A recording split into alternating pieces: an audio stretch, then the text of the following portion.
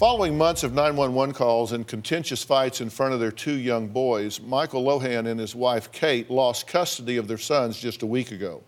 Now, the boys were removed from their custody after the Florida Department of Children and Families obtained a video showing the couple having an explosive argument in front of their children. Now, what is your understanding about why they took the children from both of you? Okay.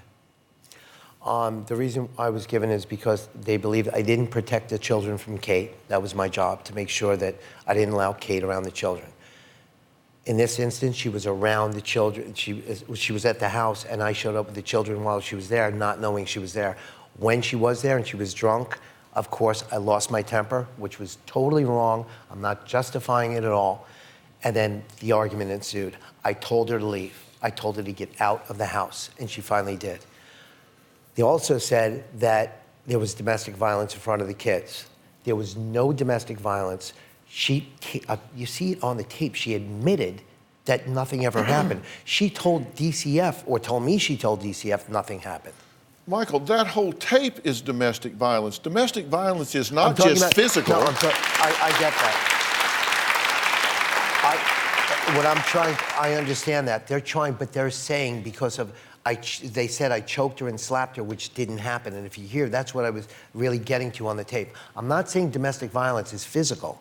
It can be emotional. It can be just verbal. It doesn't matter. But you're saying that tape doesn't show domestic violence? No, I'm not saying that. I'm saying in the physical aspect, what they were focusing on. I totally understand that. I'm not justifying that. Not by any means. Well, I'm not justifying my anger. I've been going through so much of this for so many years. It gets to the point where sometimes you just snap. And I did. And that's wrong.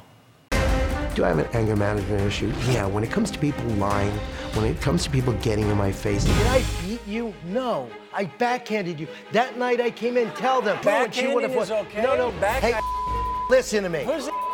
You're the... I'm just trying to help. You don't let me explain. She hit me with an ice tray when I walked in the house. That's why I backhanded her. I will only take it so long. And then I scream, I blow my top. And is that right? No, I have to work on that. But at the same time, don't mess with my kids.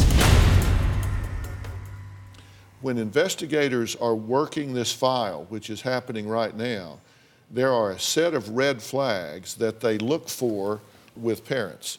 They look for excessive complaints about the process. If you've got excessive complaints about the process from the investigated parent, that is a red flag.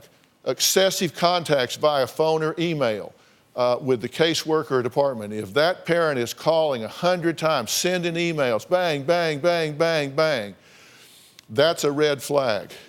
Threats against department or caseworker, either physical or legal, that is a red flag. Caseworker resignation from the case.